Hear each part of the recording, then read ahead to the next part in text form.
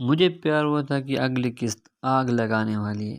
In fact میں یہ کہنے پر مجبور ہوں کہ اگلی ایپیسوڈ کا ایک سین دیکھ کے آپ سب حیران ہونے والی ہیں۔ میں بتاؤں گا کہ اسٹوری آگے کیسے انٹرسٹنگ ہونے والی ہے اور لیٹسٹ ایپیسوڈ کے بارے میں بھی ڈسکس کرنے والے ہیں کہ کون کون سے زبردست سین ہمیں دیکھنے کو ملے۔ تو چلتے ہیں اپنی ویڈیو کی طرف۔ اگر آپ لوگوں نے ابھی تک میرے چینل کو سبسکرائب نہیں کیا تو کائنڈلی چینل کو سبسکرائب کر دیں۔ Let's go.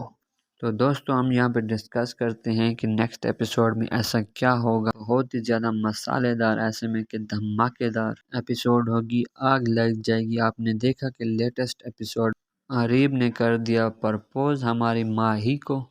اب ماہی بنا کچھ بولے ہی چلی جائے گی اور بیٹھ جائے گی اپنی گاڑی میں۔ شاید وہ انکار نہ کرے، اس کے پیچھے آئے گا عریب یہ کہہ کے کہ شاید اتنے لوگوں میں وہ گھبرا گئی یا شرما گئی۔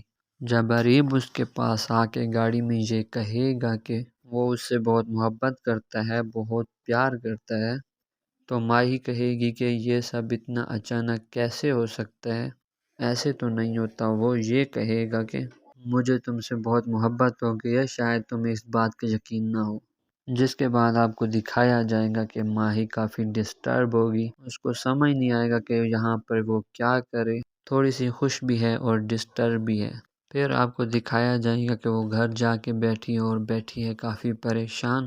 تو سعد اس کے پاس آتا ہے اور پوچھتا ہے کہ کیا ٹینشن ہے تمہیں، کیوں اتنی پریشان ہو۔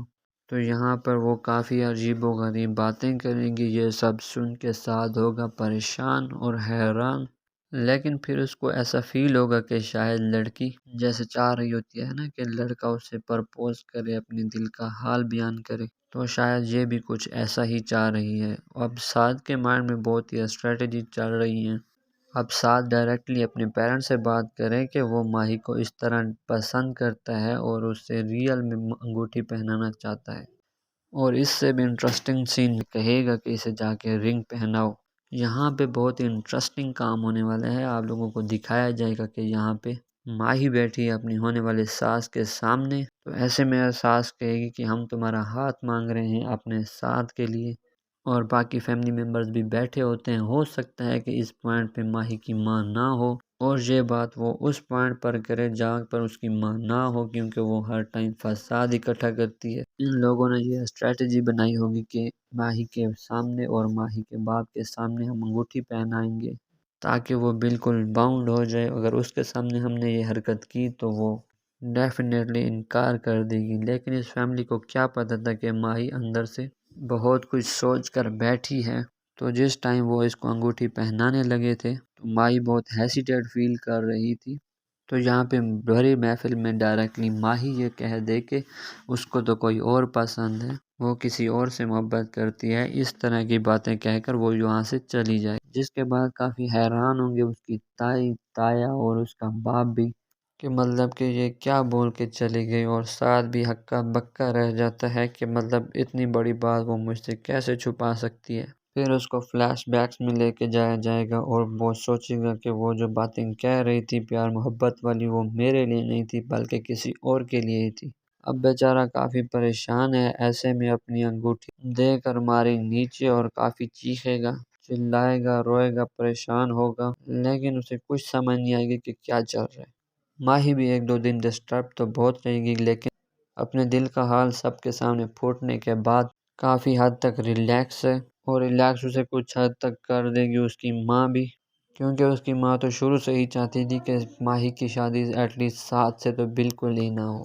اب انٹرسٹنگ سین اس میں یہ ہے کہ باپ سمجھائیں گا کہ بیٹا ہم نے جو تمہارے لیے سلیکٹ کیا ہے وہ بہت ہی بیسٹ ہے، تمہیں اس کے ساتھ ہی شادی کر لینی چاہیے، لیکن بیٹی ہے کہ مانتی ہی نہیں، بیٹی کافی کنفیوز ہے۔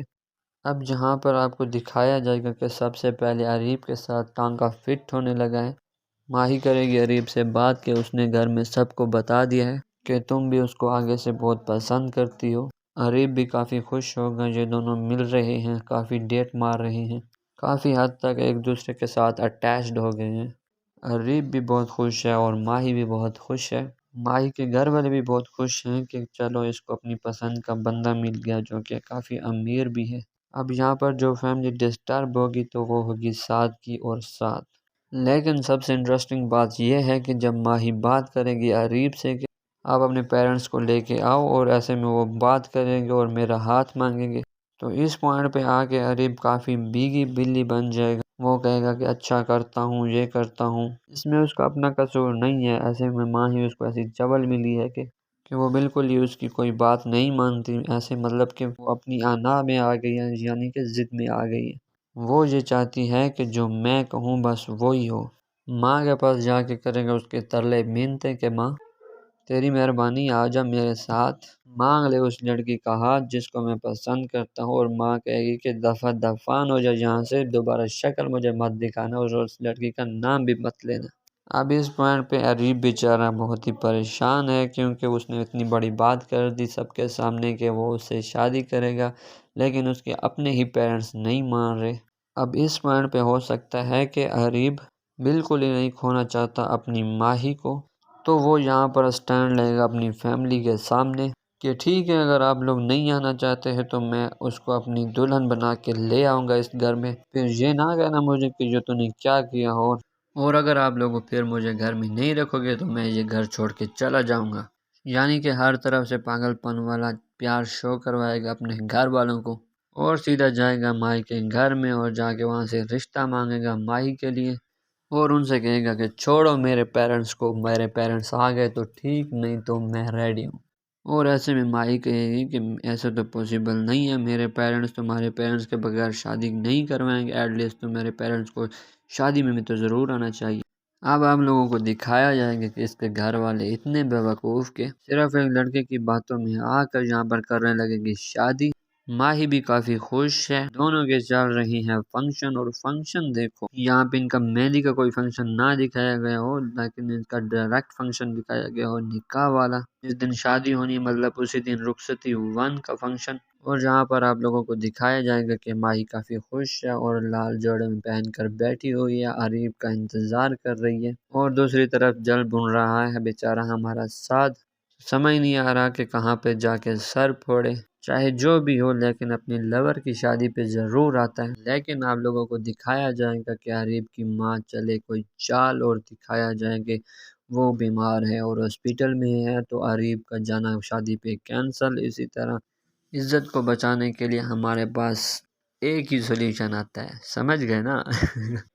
ہاں وہی سولیوشن جس پہ بن گیا مائی کا اتنا بڑا بوتھا، آئے ہائے نصیب میں آیا تو پھر بھی خالہ کا بیٹا، سعد کو قربانی کا بکرا بنایا جائے گا۔ جی ہاں بالکل، سعد کے ساتھ ہی شادی کروا دی جائے گی ہماری ماہی کی، نکاح ہو جائے گا اس کا ہمارے سعد کے ساتھ، اور سعد بھی کافی ایپسیٹ، ماہی تو پہلے ہی رو رہی ہے، تڑپ رہی ہے، پریشان ہے کہ مجھے پتا تھا میری شادی میں یہی ہوگا، کوئی شہزادہ وہزادہ نہیں آئے گا میری شادی پہ، مطلب میری شادی ہو نہیں سعد کے ساتھ تھی۔ تو وہاں پہ ڈرامے کے اسٹوری کو فردر پروسیڈ کرتے ہوئے دکھایا جائے گا، اور جیسے ہی عریب اپنے جھمبیلوں سے باہر نکلے گا کہ اس کو پتہ چلے گا کہ ماہی کی تو شادی ہو گئی ہے، اب لیگلی اس کا ہسبینڈ ہے سعد، اور بار بار اس کو چکر لگایا دکھایا جائے گا عریب کو، وہ بات کرنا چاہتا ہے ماہی سے لیکن بری طرح اس کو ٹریپ کیا گیا اسی کی فیملی کی وجہ سے۔ اب یہاں پہ ڈرامے میں اس نے حرکتیں کرنی ہے اسٹوپڈ سی، اب لیگلی ہسبینڈ بن گیا ہے ماہی کا سعد، اس کے پاس اتھارٹی آ گئی ہے، بیسیکلی وہ مالک بن گیا ہے ماہی کا، مطلب وہ کچھ بھی کر سکتا ہے۔ اس طرح مطلب کہ ڈرامہ بہت انٹرسٹنگ ہونے والا ہے، اسٹوری میں آیا ایک ٹویسٹ۔ ابھی تک کے لیے اتنا ہی، اگر آپ لوگوں کو ویڈیو پسند آئی تو کائنڈلی لائک کر دیجیے گا۔ اللہ حافظ۔